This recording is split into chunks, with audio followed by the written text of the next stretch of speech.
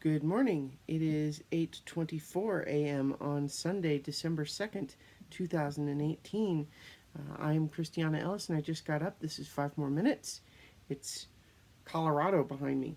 I don't know if you can tell, but that's what it is. This is my second attempt at recording this because the last one just hiccuped and closed on me for some reason. But I did make it to Colorado as planned. But because today is Sunday, I'm going to continue my rewatch of Gravity Falls with episode 5 of season 1, The Inconveniencing, which is a pretty good episode, I think. We have, furthering the development of the Dipper and Wendy subplot with his crush on her, and in the meantime, Mabel doesn't get a lot to do from a character arc perspective, and yet the stuff that she does do is amazing. And not only that, but also the the stuff that we see is very kind of like revealing of character anyway.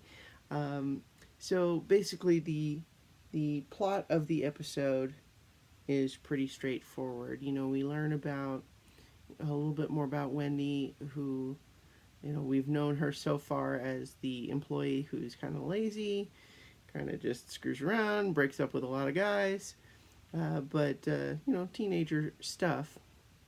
And in the meantime, Dipper has been developing a crush on her, and so when there's the opportunity to spend time with her and her teenage friends and perhaps be seen as mature and not just a little kid, he just jumps on that. But in doing so, he has to lie. He lies and says that he and Mabel are actually technically teenagers at 13 when it's not true. And, so that gives us a nice little mini arc for the episode of him going through this process of, telling the original lie and then getting to a point where it has to admit the lie. And it's pretty fun. The idea of a haunted convenience store called From Dusk Till Dawn is Dusk to Dawn is great because it's interestingly light. It changes the light when I move my head.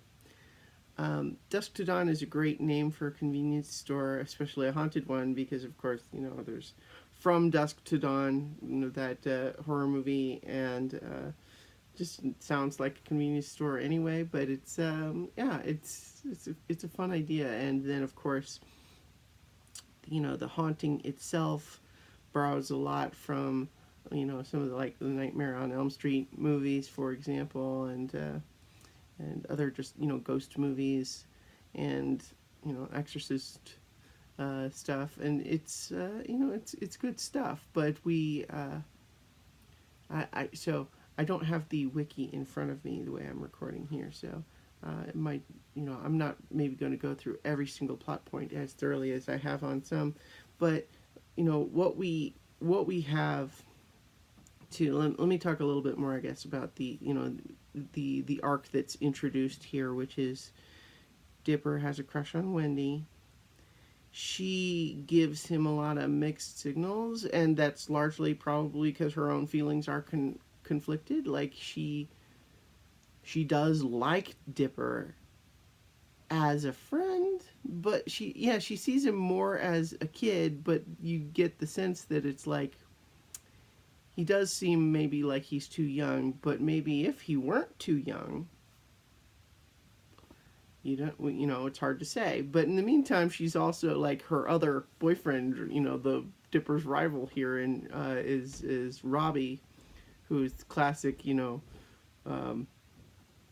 sort of bad boy teenager with a lot of tropes there. The sort of the goth, and tries to paint a nuclear explosion on the water tower, but it ends up looking like a big muffin. And that observation is what earns Dipper Robbie's permanent ire, which is again just this is just the start of all of that. But in the meantime, we have Dipper and Mabel trying to hang with the teenagers, And it's mostly fine. Like Mabel's just going along doing just whatever she's going to do. You know, she's not interested. She has no deeper motivation or anything in this. She's just hanging out. But you know, when she finds the Smile Dip, which is a play on a real candy called Fun Dip, which was essentially just colored sugar powder that with a little candy like stick that you would, you know, lick and then dip in, and it's covered with the powder, and then you lick it off, and boy, I ate a lot of that as a kid. um, and so I was, you know, delighted by that reference, and then for her to just eat a ton of it and start hallucinating in Lisa Frank Nightmare Land is pretty amazing. You know, the dogs and the weird dolphin with the beefy arms and stuff's just amazing. And you know, in the meantime, Dipper starts seeing the various ghostly manifestations there in the convenience store, right? And it's interesting that after he sees something he can't just ignore, he decides to call Stan, which, you know, is not a very sort of grown up thing to do. Like this whole act he's been trying to do of that he's mature enough to make all these decisions and everything.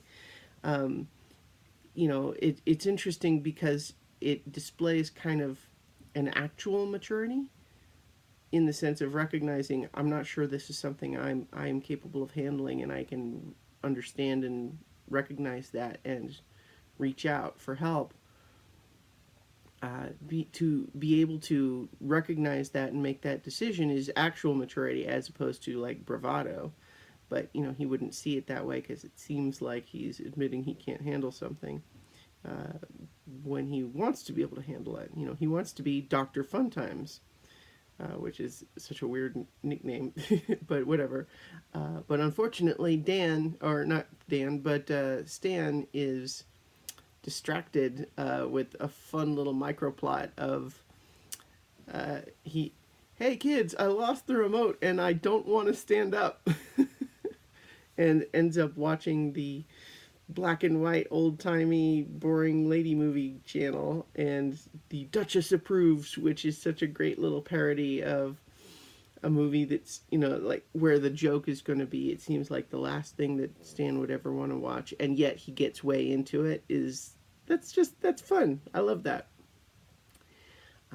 So in the meantime, the problems start to escalate there in the convenience store, and it's partly you know, what seems to trigger the more active manifestation is when Dipper is sort of bullied into, or you know, dared into laying in the little chalk outline.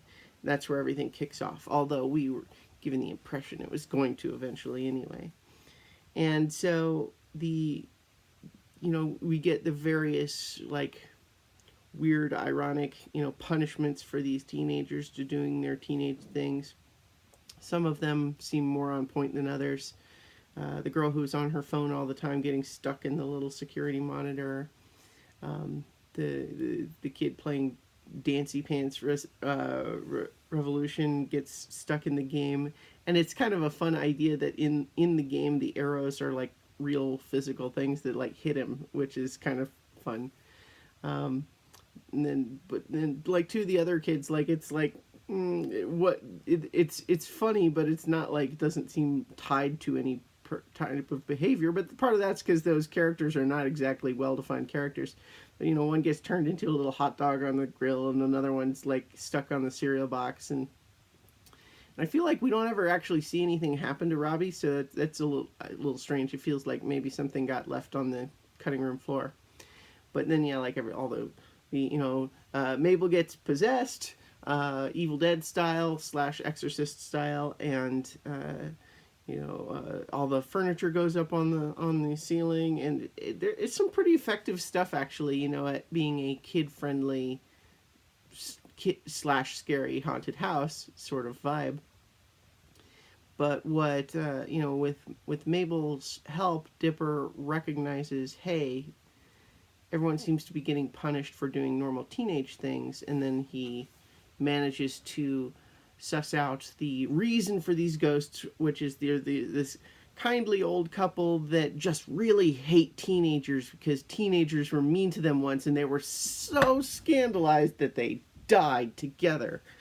And it's very goofy, and once again, kind of like with the gnomes in the first episode, I like that the episode doesn't seem to ask us to sympathize with them at all.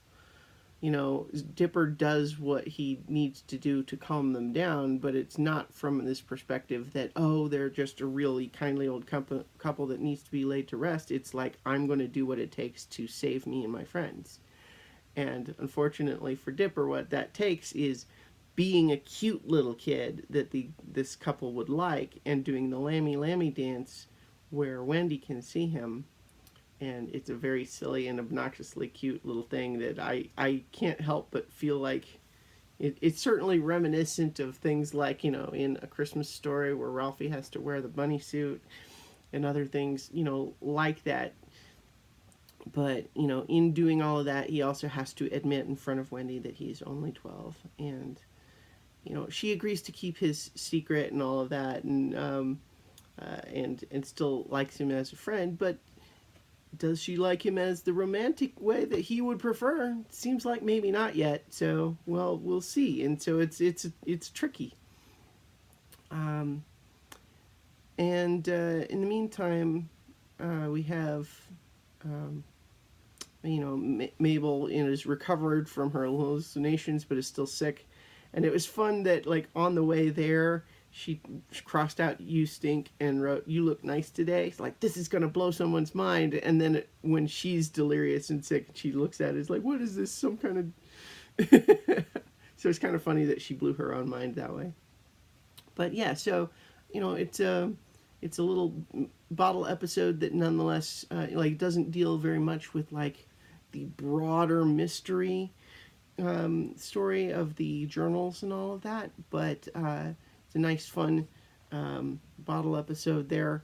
Or it's not really a bottle episode, I don't want to misuse that term, self-contained, where that nonetheless introduces this plot, which is going to last a while, of Wendy and Dipper and Robbie and all of that stuff. So I'm going to go ahead and leave it there for now, and I will talk to you all tomorrow for 5 more minutes.